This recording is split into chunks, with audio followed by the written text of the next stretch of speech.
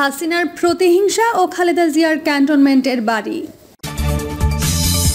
এবং সর্বশেষ জানাবো জাতীয় নির্বাচন নিয়ে গোলক ধাঁধা। এতক্ষণ শুনছিলেন সংবাদ শিরোনাম, এবার বিস্তারিত।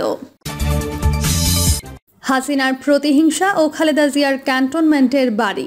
বাংলাদেশের স্বাধীনতার ঘোষক রাষ্ট্রপতি জিয়াউর রহমানের মৃত্যুর পর দেখা গেল তিনি তার নাবালক দুঃসন্তান তারেক রহমান ও আরাফাত রহমান কোকো এবং সদ্য বিধবা স্ত্রী খালেদা জিয়ার জন্য স্থাবর অস্থাবর সম্পত্তি কিছুই রেখে যাননি। তখন ঢাকার অভিজাত এলাকা ধানমন্ডি, গুলশান, বনানীতে বিহারীদের অনেক পরিত্যক্ত বাড়ি প্লট ছিল। অনেক রাজনৈতিক নেতাই স্বাধীনতার পর এসব বাড়ি প্লট নিজের নামে বাগিয়ে নিয়েছেন। জিয়াউর রহমান যদি ইচ্ছা করতেন নিজের নামে বাড়ি বা প্লট বরাদ্দ করিয়ে নিতে পারতেন, কিন্তু তিনি তা করেননি। এমনকি তিনি ডিওএইচএস এও কোনো প্লট কেনেননি। তার মৃত্যুর পরই দেশবাসী জানতে পারে তিনি একজন অসম্ভব সৎ, আগাগোড়া নির্লোভ মানুষ ছিলেন। শেখ মুজিবের ছেলে মেয়ে, আত্মীয় স্বজন সবার নামই জনগণের মুখে মুখে ছিল, কিন্তু জিয়াউর রহমান রাষ্ট্রপতি থাকাকালে জনগণ তার কোনো আত্মীয় স্বজনের নাম জানত না। রাষ্ট্রপতি হওয়ার পরও জিয়াউর রহমান বঙ্গভবনে না থেকে সেনাপ্রধান হিসেবে প্রাপ্ত ক্যান্টনমেন্টের সেই ছোট বাড়িতেই বসবাস করতেন। এমতাবস্থায় পরে তৎকালীন সরকার জিয়াউর রহমানের বিধবা স্ত্রী ও তার নাবালক দুই সন্তানের ভরণ পোষণের জন্য রাষ্ট্রের তরফ থেকে কিছু করার তাগিদ অনুভব করেন। সেই পরিপ্রেক্ষিতে জাতীয় সংসদের সর্বসম্মত সিদ্ধান্তে খালেদা জিয়ার বসবাসের জন্য ঢাকা ক্যান্টনমেন্টের মইনুল রোডে অবস্থিত জিয়াউর রহমানের স্মৃতি বিজড়িত সেনাপ্রধানের বসবাসের জন্য নির্ধারিত যে বাড়িতে তিনি বসবাস করতেন সেই বাড়িটি তার নামে বরাদ্দ দেওয়া হয়। যেহেতু খালেদা জিয়ার কোনো আয়ের উৎস ছিল না, তাই গুলশানে আরেকটি 4 তলা বাড়ি বরাদ্দ করা হয়, যাতে এই বাড়ির ভাড়া দিয়ে তিনি সংসারের ব্যয় নির্বাহ করতে পারেন। তৎকালীন সেনাপ্রধান মইনুল আহমেদ এবং ভারতের ষড়যন্ত্রে 2008 সালে সাজানো নির্বাচনের মাধ্যমে শেখ হাসিনাকে ক্ষমতায় আনা হলো। শেখ হাসিনার সরকার গঠনের পর খালেদা জিয়ার নামে ঢাকা ক্যান্টনমেন্টের মইনুল রোডের বাড়িটির বরাদ্দ বাতিল করা হয়। বলা হয় এই বাড়ি বরাদ্দ দেওয়া নাকি আইনসম্মত হয়নি। জনগণ কর্তৃক উপহার হিসেবে প্রাপ্ত বাড়ির বরাদ্দ যে কেউ বাতিল করতে পারে, এটা খালেদা জিয়ার স্বপ্নেও কল্পনা করেননি। কেননা জাতির প্রতি জিয়ার অসামান্য অবদান ও ভালোবাসার প্রতীক হিসেবে জনগণের সম্মতিক্রমে সরকার খালেদা জিয়াকে এই বাড়ি উপহার দিয়েছিল। উপহার কি ফেরত নেওয়া যায়? অথচ খালেদা জিয়া এমন এক ব্যক্তিত্ব যার স্বামী একাধারে দেশের রাষ্ট্রপতি, সেনাপ্রধান, সেক্টর কমান্ডার ছিলেন। উপরন্তু খালেদা জিয়া নিজে 3 বারের প্রধানমন্ত্রী। যে বাড়িতে 40 বছর ধরে খালেদা জিয়া নির্বিঘ্নে বসবাস করে আসছেন, সেই বাড়ির বরাদ্দ বাতিলের বিরুদ্ধে তিনি আদালতে মামলা করেন। শেখ হাসিনার অনুগত আদালত স্বভাবতই বরাদ্দ অবৈধ বলে রায় দেয়। খালেদা জিয়া এই রায়ের বিরুদ্ধে আপিল বিভাগ পর্যন্ত আইনি লড়াই চালিয়ে যান, কিন্তু তিনি কোথাও ন্যায় বিচার পাননি।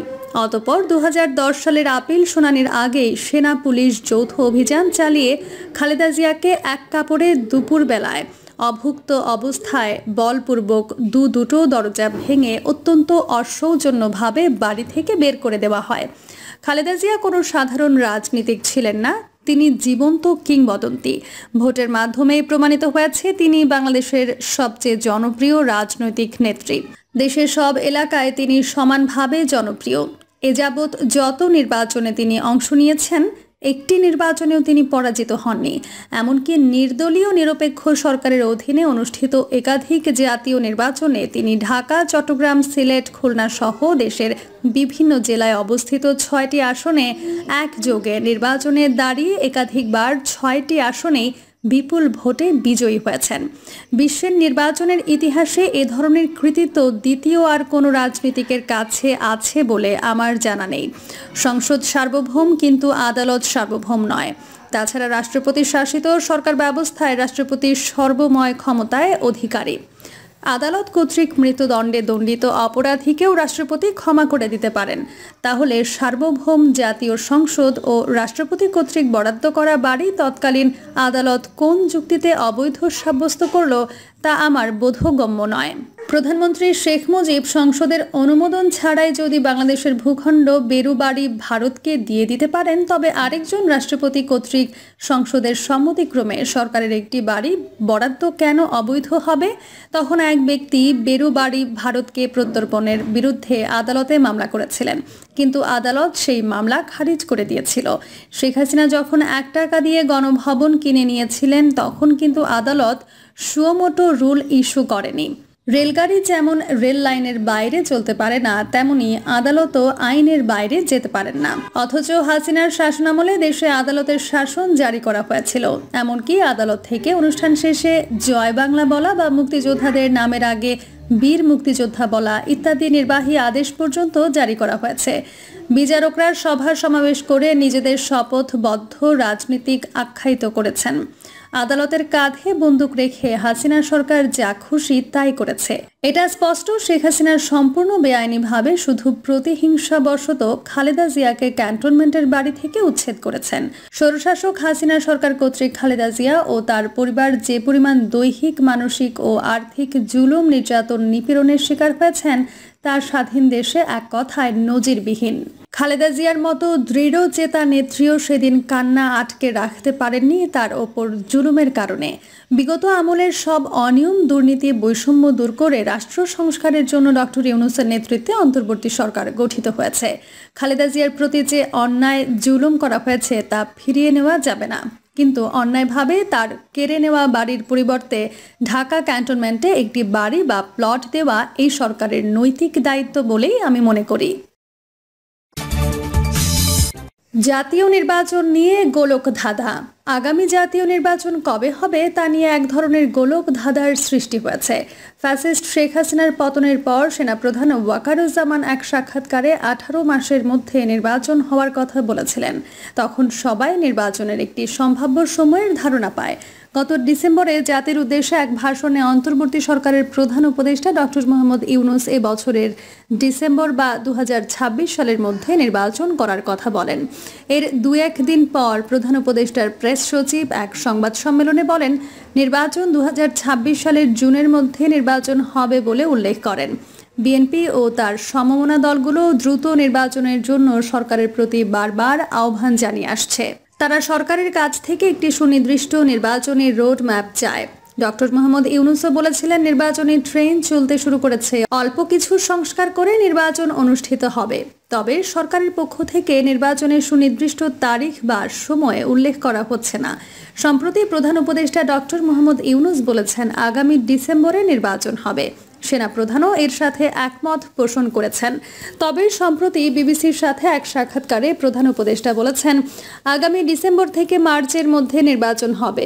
যুক্তরাষ্ট্রভিত্তিক মানবাধিকার সংগঠন রাইট টু ফ্রিডমের প্রেসিডেন্ট উইলিয়াম বি মাইলামের সঙ্গে সাক্ষাতে তিনি বলেন, এই বছরের ডিসেম্বর বা আগামী বছরের জুনের মধ্যে নির্বাচন হবে। প্রধান উপদেষ্টা ডক্টর মোহাম্মদ ইউনূস এভাবে এক এক সময় এক এক কথা বলায় নির্বাচন অনুষ্ঠান নিয়ে এক ধরনের ধোঁয়াশা সৃষ্টি হয়েছে। তার কথার মধ্যে কোনো স্থিতি নেই। এটি নিঃসন্দেহে সিদ্ধান্ত গ্রহণে দ্বিধা প্রকাশ করে।